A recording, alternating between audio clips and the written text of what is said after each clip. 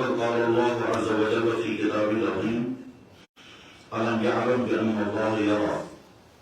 وقال النبي صلى الله عليه وسلم أن تعبد الله كأنك تراه فإن لم تكن تراه فإنه يراك، أو كما قال عليه الصلاة والتسليم. صدق الله مولانا العظيم وصدق رسوله النبي الكريم، ونحن على ذلك من الشاهدين والشاكرين، الحمد لله رب العالمین. حضرات، انسان کی زندگی میں اگر ایک صفت پیدا ہو جائے جس صفت کا پیدا کرنا مشکل بھی ہے اور بہت آسان بھی ہے. انسان کی زندگی میں اگر ایک صفت پیدا ہو جائے جس صفت کا پیدا کرنا مشکل بھی ہے اور بہت آسان بھی ہے. اگر وہ صفت پیدا ہو جائے تو انسان کی زندگی میں ایسی خوبیاں پیدا ہوں گی جن کا اس کو اندازہ ہی نہیں ہو سکتا کہ یہ خوبی میرے اندر پیدا ہو سکتی ہے. اور ایک ایسی خوشی محسوس ہوگی جو خوشی اس سے علاوہ کہیں نہیں ملے گی.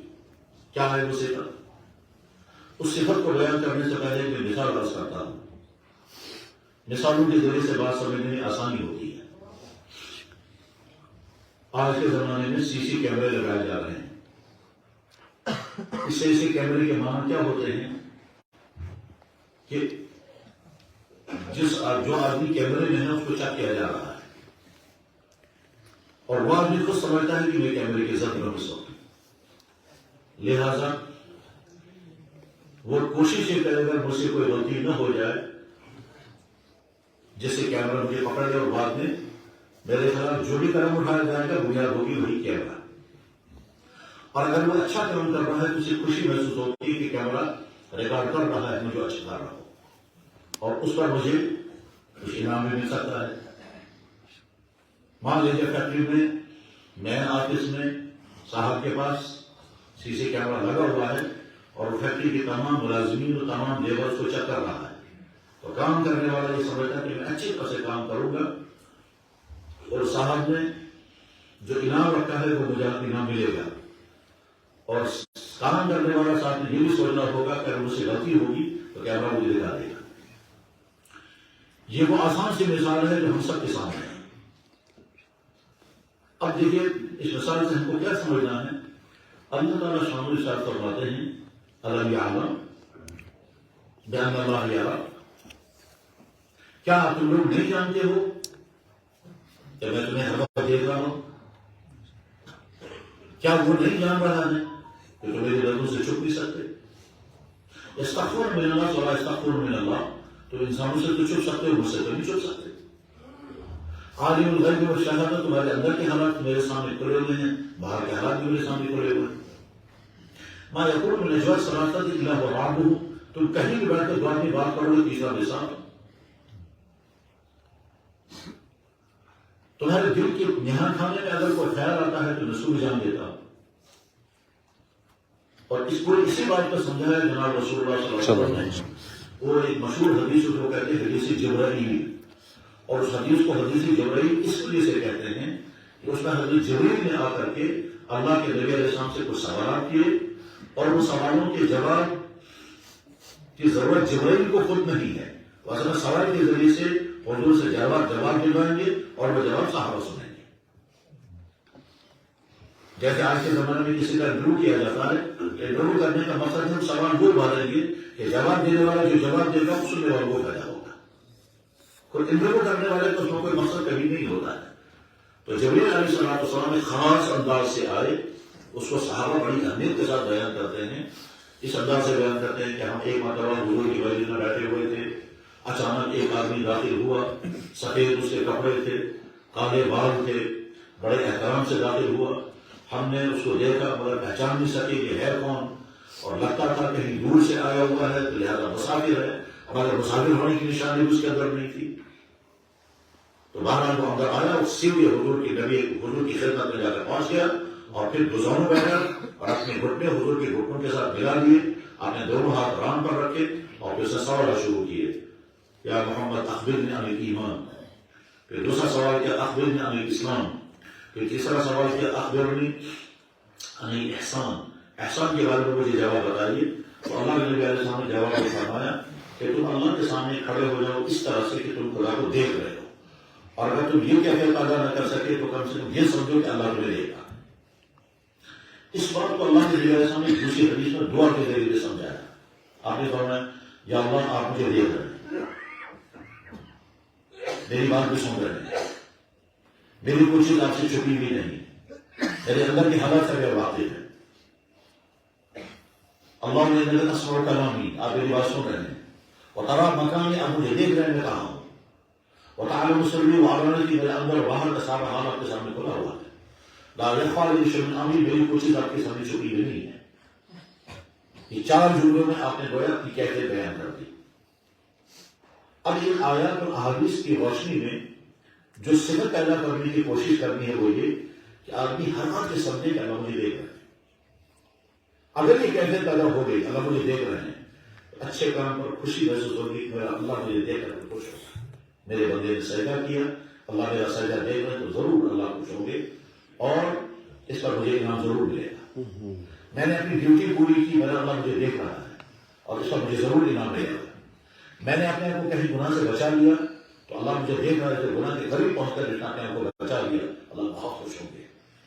اس کے معنی ہے کہ دن میں نہ جانے کتنی مرتبہ میں اپنے اللہ کو خوش کر رہا ہوں، اور ساتھ میں یہ بھی کہ اگر مجھ سے کوئی غلطی ہوگی تو اللہ مجھے دیکھ رہا ہے، اور جب دیکھ رہے ہیں تو ناراض بھی ہو رہے ہوں گے کیونکہ اللہ کا کیا وقت اللہ ہے جیسا۔ اللہ فرما رہے ہیں کہ تم جانتے ہو کہ میں ہر وقت دیکھ رہا ہوں، تم کیوں نہیں سمجھتے ہو کہ تم کہیں دور بیٹھ کر بات کرو گے تیسرا مثال، تم کیوں نہیں سمجھتے کہ تم تین آدمی میٹنگ کرو گے چوتھا مثال، تم کیوں نہیں یہ جانتے ہو کہ تمہارے دل کے اندر جو خیالات آتے ہیں اس کو بھی میں جانتا ہوں، اور تم کیوں نہیں یہ سمجھتے ہو کہ تم انسانوں سے تو چھپ سکو گے، مجھ سے چھپ نہیں سکتے۔ یہ تمام آیات سامنے رکھ کر کے اگر ہمارے اندر یہ کیفیت پیدا ہو گئی، اس کو تصور کی دنیا میں، بزرگوں کی دنیا میں اس کو کہتے ہیں استحضار۔ استحضار کے میں ہر وقت محسوس ہو رہا ہے اللہ مجھے دیکھ رہا ہے، بالکل ایسے جیسے کیمرہ لگا ہوا ہے۔ تو کیمرہ لگا ہوا ہے، ہم سمجھ رہے ہیں ہم تو اس کو کیمرے کی ضرورت ہے، اور میرے اچھے ایکشن کو بھی کیمرہ ریکارڈ کر رہا ہے اور غلط حرکت کو بھی کیمرہ ریکارڈ کر رہا ہے۔ اچھے حرکت کے نتیجے میں میرے نمبر ملے گا، اور خدا نے خاطر غلطی کی ہے تو میرے خلاف قدم بھی ہو سکتا ہے اور ثبوت ہی کرنا ہے۔ اور ٹھیک اللہ تعالیٰ شان کے ساتھ ہمارا معاملہ یہ ہو جائے کہ ہم یہ ہر وقت محسوس کریں ہم اللہ سے چھپ نہیں سکتے، ہم ہر وقت یہ سمجھیں کہ ہم اللہ کو دیکھ رہے ہیں، اور یہ نہیں تو کم سے کم یہ سمجھیں کہ اللہ مجھے دیکھ رہا ہے۔ جب یہ کیفیت پیدا ہو جائے گی اس کے بعد ہماری زبان اچھی چلے گی تو ساتھ میں خوشی ہوگی کہ اللہ نے خوش کہ تم نے میری دی ہوئی زبان بہت اچھی استعمال کی۔ ہم نے اپنی آنکھ کو گناہ سے بچا لیا تو ساتھ میں خوشی ہوگی کہ اللہ کو پسند آیا ہوگا کہ تو گناہ کے قریب گیا پھر اپنے آپ سے بچا لیا۔ تو اچھے کاموں پر ایک ایسی خوشی محسوس ہوگی یہ سوچ کر کہ اللہ اس کو دیکھ کر کے خوش ہو رہے ہوں گے، اور غلطی پر پریشانی پیدا ہو جائے گی کہ اللہ مجھے دیکھ رہے ہیں تو اللہ مجھے ناراض ہوں گے کیونکہ کیمرہ لگا ہوا ہے۔ اور یہ سارا مضمون ہے الم تر ان اللہ یعلم بان اللہ یرا۔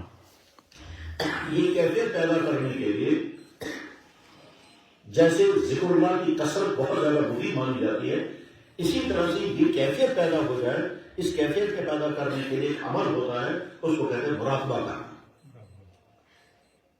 یہ مراقبہ کرنے سے یہ کیفیت پیدا ہو جاتی ہے۔ وہ کیا ہے؟ کبھی تنہائی میں بیٹھنا ہے، آنکھ بند کرنی ہے، لائٹ اگر ہو تو لائٹ آف کرنی ہے، اور یہ کہنا ہے اللہ مجھے دیکھ رہے ہیں، میں اللہ کے سامنے ہوں، میرے سانس اللہ دیکھ رہے ہیں، میں کوئی غلط حرکت کر رہا ہوں اور اللہ مجھے دیکھ رہے ہیں، میں اچھی حرکت کر رہا ہوں اللہ اسے بھی دیکھ رہے ہیں، ریکارڈنگ چل رہی ہے، میرے اچھے عمل پر اللہ تعالیٰ بہت خوش ہوتے ہیں اور خوش ہو کر مجھے یوں کہہ رہے ہیں تو میرے اچھے بندے، تو میری زبان سے استعمال کی، مجھے بڑی خوشی آئی، مجھے خوشی ہوئی، تو میں اپنے آپ کو خراب گناہ سے روکا، مجھے بہت خوشی ہوئی، اور مجھ سے غلطی ہوئی ہے تو غلطی پر اللہ کہہ رہے ہیں تم نے یہ غلطی کیوں کی؟ تمہیں معلوم ہے میں سزا دے سکتا ہوں، چلو آئندہ یہ غلطی نہیں کرنا۔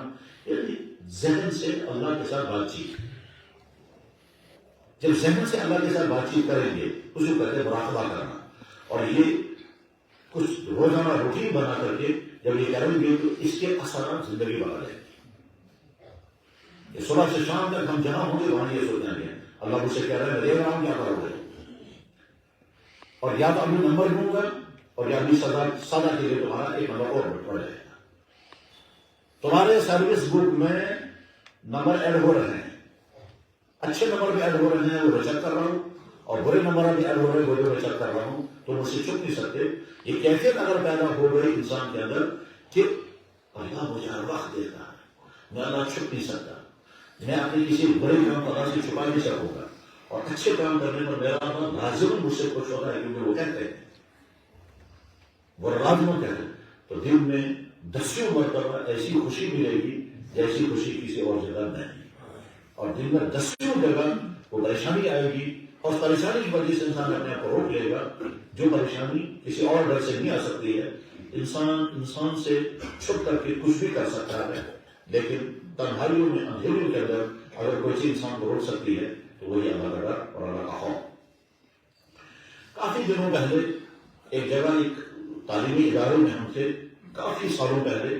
تو تعلیمی ادارے میں تعلیم پڑھنے والے ان بچوں کے درمیان جو میڈیکل کالج تھا, اس میڈیکل کالج میں بات چیت کرنی تھی رات کو, تو 10-11 بجے لوگوں سے وہ ہوئی.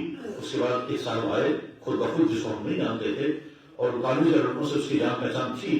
وہ آ کر کے کہنے لگے کہ میں پچھلے 6 مہینے سے سوچ رہا ہوں کہ میں مسلمان بنوں گا, اور یہ لوگ مجھے ساتھ نہیں دیتے ہیں. تو اس سے پوچھا گیا کہ آپ کو کون سی چیز مجبور کر رہی ہے, اس نے کہا کوئی چیز نہیں. آپ کو کوئی لالچ دیا گیا, کہنے کا کوئی لالچ نہیں. اسے جگہ میں بتایا وہ کون سی جگہ کا تھا, کہتی سے بات ہے. اسے پوچھا کہ آپ کو کیوں مجبور, کیوں یہ چاہتے ہیں؟ اس نے کہا اچھا, بہت اچھی بات ہے کہی, اچھا انسان بننے کے لیے ضروری ہے انسان برے کاموں سے بچے. برے کاموں سے بچنے کے لیے ضروری ہے انسان کو کوئی ڈر ہو, اور ڈر جب تک نہیں ہوگا تو برے کام انسان نہیں چھوڑتا ہے. اب میں اسے نام بتایا, میں فلانے سے کیا ڈروں گا, اس کو میں 10 روپئے دے سکتا ہوں, میں جو چاہوں گا اس کو کرا سکتا ہوں. فلانے سے میں کیا ڈروں, اس نے نام لیے, ڈپارٹمنٹوں کے نام لیے, افراد کے نام لیے. میں فلانے ڈپارٹمنٹ سے اینٹی کرپشن سے کیا نہ ڈروں گا, ان کو بھی اپنے ساتھ ملا سکتا ہوں. میں فلانے سے کیا ڈروں گا, میں ان کو بھی دے سکتا ہوں. اور ساتھ میں یہ کہا میں فلانی مورتی سے کیا ڈروں گا, وہ بے جان چیز ہے. تو میں جانتا ہوں کہ اچھا انسان بننے کے لیے برائیوں کو چھوڑنا ہے, اور برائیاں نہیں چھوڑ سکتی ہیں تب تک کہ جس کا ڈر نہ ہو. اور وہ ڈر اس کا ہو سکتا ہے جس نے دنیا بنائی ہے, جس نے سنسار بنائی, سنسار کو چلا رہے ہیں, اس کا ڈر اگر ہوگا تو, اور وہ ڈر مجھے اسلام کے علاوہ کہیں نہیں ملے گا. اس کو کہا گیا اور سوچیں آپ. 12 رات کی 2-3 بجے وہ آیا, پھر کہنے لگا میں نے بہت سوچا, میں پچھلے 6 مہینے سے سوچ رہا ہوں اب کیا رکاوٹ ہے. 12 اس نے کلمہ پڑھا. کلمہ پڑھنے کے بعد مجھے یاد ادھر کھڑا ہوں, اور کھڑے ہونے کے بعد وہاں ہم جیسے مسلمان بہت سارے تھے نوجوان, تو سب کے سامنے کھڑے ہو کر اس نے کہا میں تمہیں دکھاؤں گا مسلمان کیسا ہوتا ہے, تم جیسا نہیں ہوگا. میں تمہیں دکھاؤں گا مسلمان کیسا ہے, میں آپ جیسا نہیں بنوں گا. اور اس کے بعد پھر مجھے یاد ہے کہ اسے ایکسیڈنٹ ہوا تھا, اور ایکسیڈنٹ میں 2 لڑکوں کا ایکسیڈنٹ ہوا, دونوں کوما میں چلے گئے. کہ جب دونوں کو ہوش آیا تو یہ کلمہ پڑھ رہا تھا, مجھے مسلمان دوسرا لڑکا تھا وہ گانے گا. کوما سے جب واپس آتا ہے تو معنی میں جو کچھ ہوتا ہے وہ زبان پر آتا ہے. غرض یہ کہ اگر ہمارے اندر یہ کیفیت پیدا ہو گئی کہ میں یہ سمجھنے لگوں کہ میں اللہ سے چھپ نہیں سکتا, اور اللہ تعالیٰ مجھے دیکھ رہے ہیں, تو میرے اچھے کام پر مجھے ایک ایسی خوشی ہوگی کہ اللہ مجھ سے خوش ہو. بالکل ایسے جیسے ایگزام ہال میں لڑکے نے بہت اچھا پیپر کیا, اسے خوشی ہوتی ہے مجھے تو ضرور رزلٹ ملے گا, مجھے تو ضرور بہت اچھے نمبرات آئیں گے. اور اگر کوئی خاصا پیپر صحیح نہیں ہوا, اسی وجہ سے پریشانی ہو گئی, میرا پیپر خراب ہو گیا. اچھی اسی طرح سے اگر ہم ہر وقت اللہ مجھے دیکھ رہے ہیں, میرے اچھے کام پر مجھے, میں نے اللہ کے سامنے کھڑا ہو, میں دفتر سے نکل کر آیا, مسجد میں پہنچا, اللہ بہت خوش ہوں گے.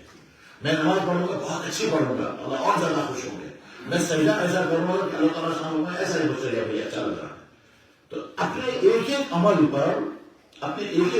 پر ہمارے اندر خوشی کا وہ احساس پیدا ہوگا جو کہیں اور نہیں, اور ہر برے عمل پر رکاوٹ ایسی سامنے کھڑی ہوگی جو کہیں اور نہیں, اور کہیں اور نہیں. بس میں بات ختم کر رہا ہوں.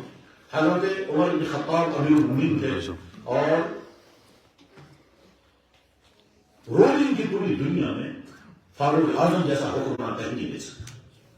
صرف مسلمانوں میں نہیں, پوری دنیا کے رولنگ کی پوری ہسٹری کو پڑھی جائے گی تو فاروق اعظم جیسا رولر نہیں مل سکتا. تاریخ بڑی لمبی ہے اس کی، اور کیسے ہم کو ثابت کر سکتے ہیں، اور ہم نہیں، تمام غیر مسلم ان کے عجیب عجیب کام تھے، ان کاموں میں سے وہ انسان کو چک بھی کرتے تھے۔ چاہے ایک دفعہ وہ سفر سے گزر رہے ہیں تو انہوں نے دیکھا کہ آگے ایک میدان کے اندر چرواہا ہے، میں چک کروں گا چرواہا زندہ رہے یا نہیں، لوگوں سے کہا آپ لوگ آگے چلے، جو ان کے ساتھ تھے ان کو آگے چلایا اور خود پیچھے رک گئے۔ اب جب اس میدان میں پہنچے تو چرواہے کو بلا کر کے کہا، او بھائی صاحب میں مسافر انسان ہوں، مجھے بھوک لگی ہے تو کسی بکری کا دودھ نکال کر مجھے پلاؤ۔ اس کا جناب بکریاں تو میری نہیں ہے۔ انہوں نے کہا بھائی جس کی بکریاں ہیں وہ کہاں دیکھے گا؟ اس نے کہا جناب یہ بھی ہو سکتا کہ میں آپ کو کسی بکری کا دودھ پلا، میں صرف چرواہا ہوں، میں دودھ نکال کر نہیں پلا سکتا۔ حضرت عمر بن خطاب کو وہ پہچانتا نہیں تھا۔ حضرت عمر بن خطاب نے کہا ٹھیک ہے ایک کام کرو، ایک ایسی چیز کرتے ہیں تم کو بھی فائدہ ہوگا مجھے بھی فائدہ ہوگا، ایک بکری مجھے بھیج دو، تم کو پیسہ ملے گا، بکری مجھے مل جائے گی، میں بکری کا دودھ نکال کر پی لوں گا۔ اس نے کہا ٹھیک ہے مگر بکری کے مالک کو میں کیا جواب دوں گا؟ حضرت عمر نے کہا بہت آسان جواب ہے، تم اس سے کہنا کہ بھیڑیا بکری کھا گیا، اور بھیڑیا تو بکریاں کھاتا ہی رہتا ہے، نقصان ہوتا ہی رہتا ہے، اور بھیڑیا جب کھاتا ہے تو وہ کھال بھی نہیں ملتی ہے، اس لیے تم کہہ سکتے ہو مالک کو کہ بھیڑیا بکری کھا گیا، میں تم کو پیسے تمہیں جیب میں ہوں گے، بکری مجھے مل جائے گی، میں دودھ اپنی بکری کا پیوں گا، تیرا نفع ہوگا، اور بعد میں مالک بھی تجھے کچھ نہیں کر سکے گا، کیونکہ جب تم اسے کہو گے کہ بکری جو ہے بھیڑیا کھا گیا تو تمہارے خلاف کچھ نہیں کہہ سکتا۔ یہ سارا سننے کے بعد کہا او بھائی صاحب مالک کو تو میں یہ بات کہہ سکتا ہوں مگر اوپر والے اللہ کو کیا کروں گا؟ الحمدللہ الحمدللہ دیانتداری ایسی ہے، اس لیے امت میں زوال نہیں آ سکتا جب تک یہ دیانتداری رہے گی۔ اس کے بعد تم نہیں جانتے ہو کون ہوں؟ کہے گا مسافر اور کون؟ کہے گا عمر کا نام سنا ہے؟ کہے گا سبحان اللہ امیر المؤمنین عمر۔ انہوں نے کہا وہ نہیں۔ اب بیچارے کو کب کبھی تعریف ہو گیا، اب سوچنے لگا میں نے کوئی غلط بات تو نہیں کی، کیونکہ فاروق اعظم کی شخصیت وہ ہے کہ شیطان میں جھگڑا جاتا تھا ان سے، یہ حدیث میں ہے۔ بس خلاصہ کیا ہے؟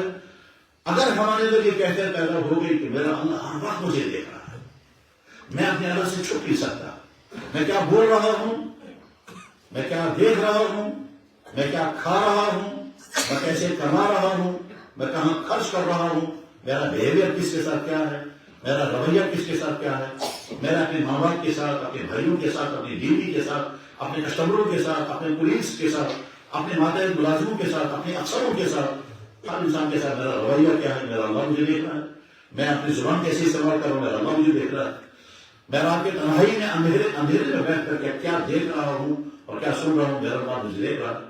اگر یہ کیفیت پیدا ہو گئی کہ انسان کو یقین بیٹھ گیا کہ اللہ سے ہم چھپ نہیں سکتے، اور میرے ہر ایکشن پر اللہ، رات کے اندھیرے میں ایک انسان نے موبائل کھولا، اس پہ گندی پکچرز آ گئی، اس نے فوراً دیکھا میرا اللہ مجھ سے ناراض ہے، بند کرتا، اور جو بھی بند کرتے تو فوراً خیال آ گیا اللہ کو بہت خوشی ہوئی ہوگی میرے بندے نے میرے ڈر کی وجہ سے اس کو دیکھنا بند کر دیا، تو بہت خوشی ہو گیا، بس سر اٹھا کر کہا یا اللہ آپ کو خوشی ہوئی، میں نے اچھا کیا۔